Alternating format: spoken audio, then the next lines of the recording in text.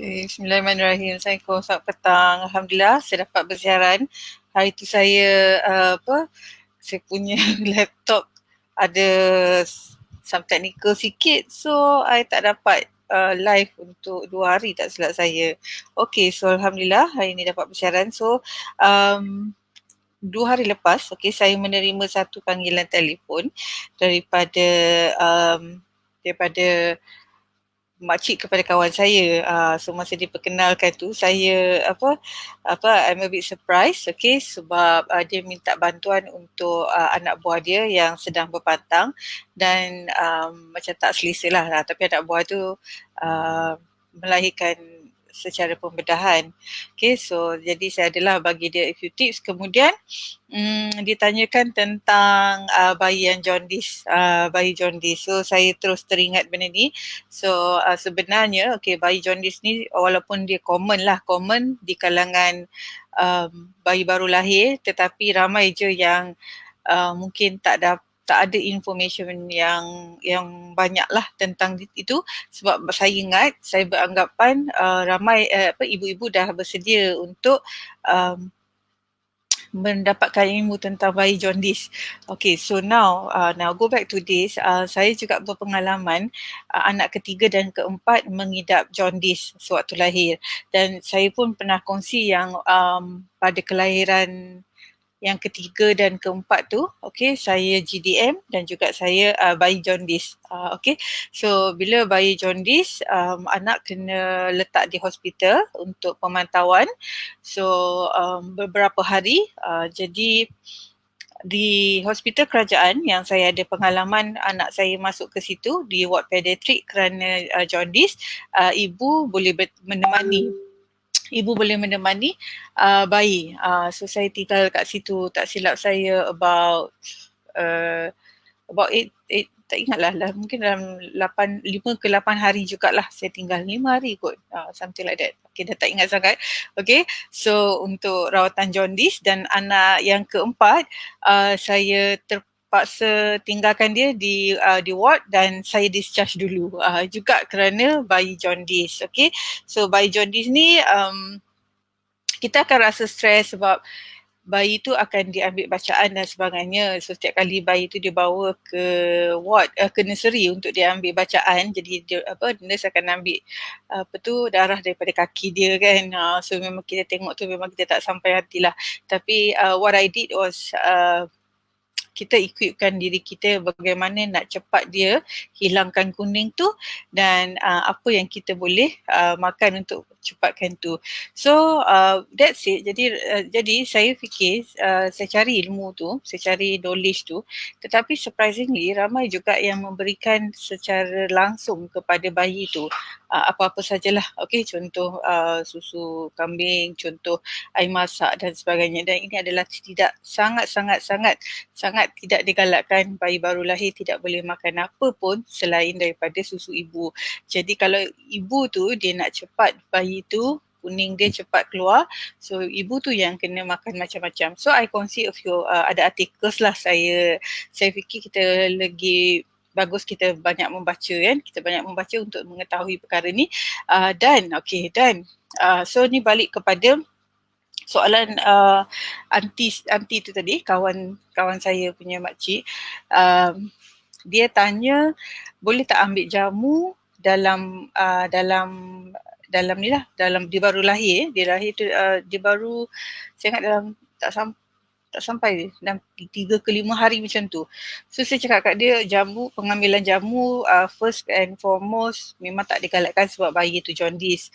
Dan kedua, pengambilan jamu ni memang kita kena ada sedikit knowledge lah. Okay, so jamu ni untuk apa? Sebab bagi saya biarlah berlakunya pemulihan dulu, rawatan dan pemulihan untuk ibu tu, barulah kita fikir tentang jamu.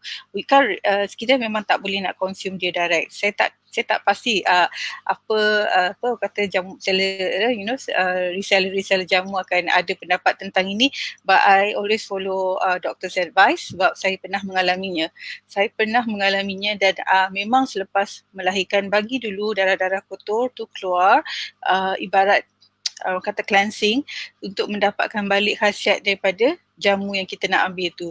So bila darah kita masih lagi banyak keluar kan, so it's not a good phase to take any jamu lah bagi saya. Okay, sebab ubat doktor tu lain. Sebab tu kalau kita tengok jamu, kita tak akan makan bila kita period. Okay, kalau kita boleh ambil masa period, so itu bukan jamu, itu mungkin minuman suplemen dan sebagainya. Okay, so just to be cautious on that. So jamu ni adalah satu pengambilan turun-temurun, warisan zaman berzaman, jadi tak sesuai untuk diambil ketika baru saja melahirkan dan juga jika baru saja menyusukan bayi dan especially jika bayi itu jaundice. Okay, so this is all through my own experience dan saya memang dah lama terlibat dalam sektor ni. So okay, so nak bagi tahu, bagi dulu badan tu keluar semua toksin yang lama tu, kemudian baru kita ambil. Okay, dan kita tak boleh ambil semasa bayi masih kuning. So I kongsi artikel sekejap So sorry.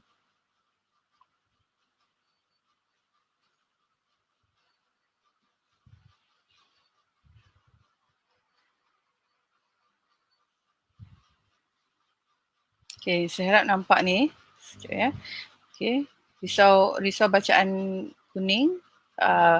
Ibu boleh makan buah oren. So demam kuning pada bayi pasti akan merisaukan kita dan bayi yang dilahirkan secara sihat dan normal juga kadang-kadang boleh terkena demam kuning. Okay, sekejap setengah dapat tak? Sekejap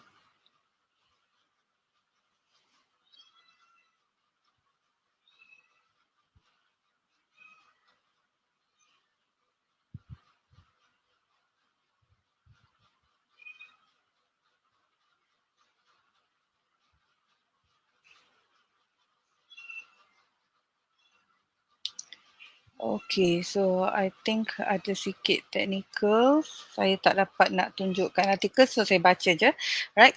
So bagaimana demam kuning boleh terjadi? Okay, demam kuning boleh terjadi adalah penyakit yang berlaku akibat penghasilan pigmen kuning ketika proses penguraian normal sel darah merah.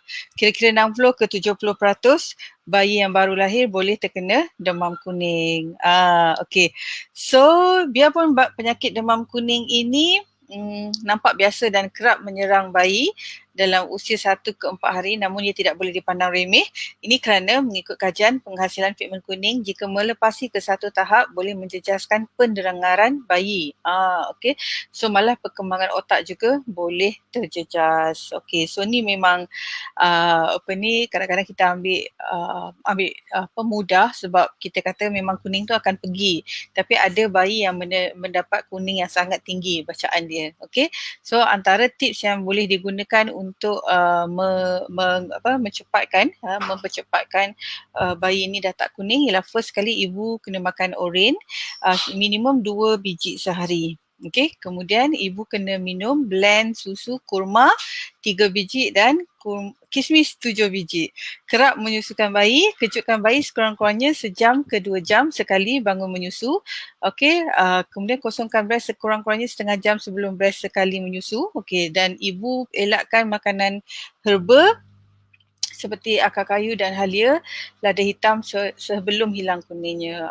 So ini untuk mudah ibu tak sembelit juga dan juga untuk bayi. Okay, so bila kita tak jaga makan kalau kita ambil benda-benda sebab kita nak cepat sembuh, contoh akar kayu, herba, tapi kita lupa bahawa susu tu dia masuk dalam susu, jadi bila dia masuk dalam susu mungkin juga kita akan mendapat sembelit dan bayi juga akan mendapat sembelit. Okay, so bayi akan kerap lebih tidur kalau sebab dia dalam keadaan demam. Kuning ni demam kuning ni demam. So ada yang mengelak untuk berjumpa nurse sebab kesian bayi kena ambil darah. Okay, tapi sebenarnya itu adalah prosedur, so doktor akan lepaskan bila bacaan tu dah kurang. Okay, alright. So saya nak kongsi makanan yang perlu dielak semasa bayi kuning. Okay, so first kali ialah jamu. bukan tak boleh makan, okey, tapi peringkat awal belum lagi. Tunggu sampai bacaan bayi dah betul-betul hilang lah kuning dia.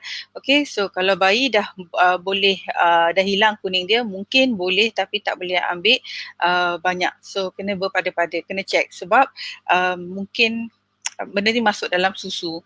Kan? So dia boleh jadi bayi cirit ataupun bayi sembelit. Kedua ialah halia. Okay, so halia semasa berpantang, halia merupakan satu makanan yang banyak digunakan dalam masakan berpantang, tapi jika bayi kuning atau jaundice, hold dulu makanan halia ni kerana halia meningkatkan kandungan bilirubin. So bila ada halia ni, bayi akan lambat sembuh. Alright. So daripada selepas kelahiran, sentiasa berikan susu bayi susu ibu kepada bayi kerana susu ibu adalah makanan yang terbaik bagi bayi berumur kurang 6 bulan. Memang orang tua-tua dulu nasihatkan beri susu kambing, air glukos dan sebagainya, tapi dia tak sesuai dan sangat membahayakan bayi. Right, bayi tidak memerlukan apa-apa makanan dan minuman tambahan di dalam umur 6 bulan. Jadi susu ibu sudah mencakupi kesemua khasiat dan keperluan seorang bayi. Okay, banyak. Okay, so kalau nak ambil susu kambing, ibu tu yang kena ambil. Ibu tu yang kena ambil kerana hati bayi tidak matang lagi untuk memproses susu kambing. Okay, so dan itu merupakan kenapa bayi mendapat kuning. So hati bayi belum cukup kuat hendak proses bilirubin. Kemudian ada yang menasihatkan supaya dijemur bayi di bawah matahari. So tak digalakkan sebab sinaran UV sangat kuat. Dia tak macam dulu tak ada pencemaran. Sekarang lapisan ozon makin tebal, udara tak segar kan, dan sekarang pula dengan situasi semasa dengan COVID dan sebagainya, so bayi mungkin boleh mengalami dehydration ataupun kekeringan. So tak digalakkan. Right, dia berbeza dengan yang yang lampu UV dekat hospital tu, dia berbeza. Okay, so alright. Apa lagi Okay, so bayi perlu berada dalam pemerhatian doktor. Jadi jika ada jaundice, kena pantaulah bacaan dia. Okay, sebab bacaan yang kuat boleh menyebabkan bayi demam kuning yang sangat kuat sehingga boleh menyebabkan pekak atau buta atau mengalami kerosakan otak. So kita kena tengok yang tu. Jadi ibu yang bayi-bayi mereka ni jaundice, so jangan sedih dan jangan ambil makanan yang saya sebut tadi.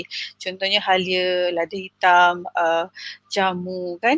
Jangan ambil dulu. Kemudian banyakkan menyusu bayi dengan kerap dan kita yang ambil susu kambing ataupun susu menyusu ataupun susu kurma. Okay, kita yang ambil dan kita akan transferkan susu tu kepada bayi. Tu yang penting.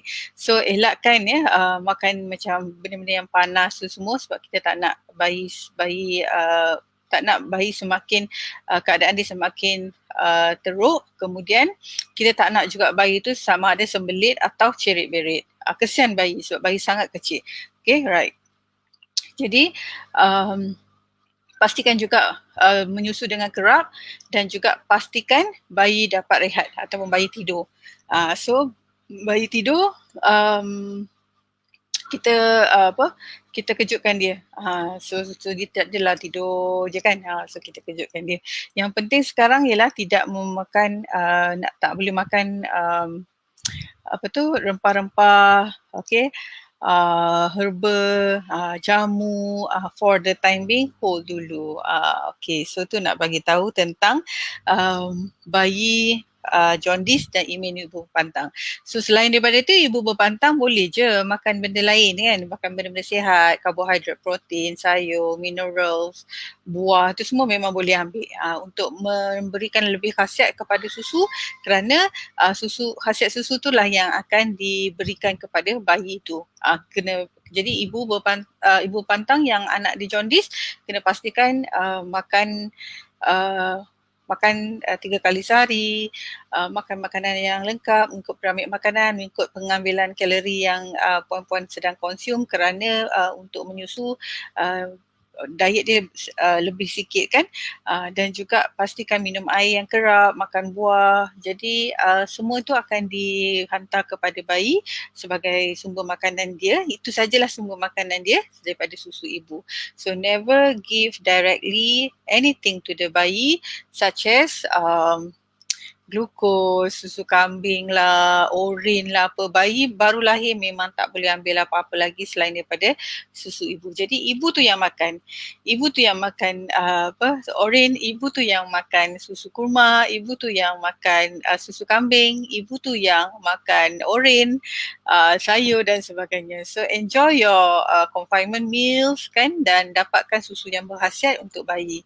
So I think itu saja yang saya nak kongsi, alright. Itu saja yang saya nak kongsi tentang khasiat bila kita dapat bayi jaundice ni. Kita kena berhati-hati dari segi menu kerana kita saja yang menyusukan bayi. So sumber makanan tu memang kita saja. So jangan ambil ini too spicy, too heaty, kan, jangan ambil lah yang berangin, all these things kan, rempah-rempah, herba dan sebagainya, sampai bacaan bayi sudah turun dan bayi sihat sepenuhnya. So saya tahu ada ramai parents yang tak nak bawa bayi ke ke klinik untuk dia ambil bacaan, kerana kita tak sampai hati dengan bayi menangis kan setiap kali dia ambil bacaan tu, sebab mereka akan ambil darah dari kaki. But we have to face it so very very strongly. Ambil makanan yang bagus dan berikan susu bayi, berikan kepada bayi tu susu kita yang sangat berkhasiat tu. So mudah-mudahan semua yang kuning tu akan cepat hilang dan bayi pun sembuh. Okay, supaya kita boleh menikmati tempoh dalam berpantang. Right, so itu saja saya nak kongsi. So before I leave, saya nak kongsikan tentang kursus terapi berpantang percuma. Okay, so kursus ini adalah kursus tajaan kerajaan sepenuhnya dan kami sedang mencari peserta yang berminat. Okey, so syarat pertama mestilah berminat dalam bidang mengurut, bidang kesejahteraan ni. Bukan kerana mereka ni adalah seminar junkies yang mereka suka hendak attend mana-mana kursus percuma. So bagi saya kalau tak berminat, tapi kita boleh bagi peluang kepada orang lain yang memang berminat, kerana sebab PKP ni, sebab COVID, MCO dan sebagainya, jadi ramai terkesan dari segi orang kata pekerjaan. So mungkin boleh memulakan pekerjaan yang baru, tapi dengan syarat memang kena minat.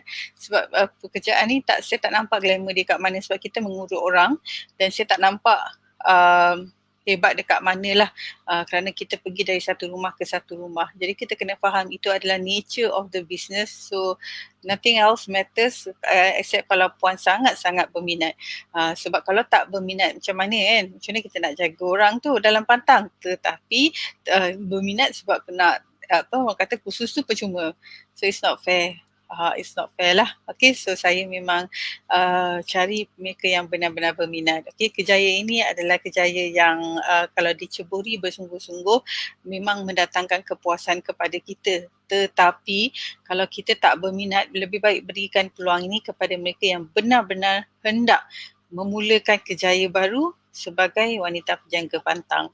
Okay, so dan kursus ini akan diajar oleh saya sepenuhnya dan saya pun dah about I think 6 tahun, 6 ke 8 tahun terlibat dalam menjaga wanita dalam pantang. Okay, dulu main-main lah. Okay, so sekarang secara serius dan sepenuh masa. So sesiapa yang berminat boleh hubungi kami, boleh hubungi my team untuk menyertai kursus terapis berpantang secara percuma. Okay, so I think itu saja dari saya untuk hari ini. So take care and stay safe. So insyaAllah saya cuba nak susun balik sebab hari tu laptop dan ada technical dan sebagainya. So insyaAllah kita cuba bersiaran secara setiap hari seperti biasa. So you guys take care, stay safe and stay strong. InsyaAllah kita jumpa lagi. Assalamualaikum warahmatullahi wabarakatuh.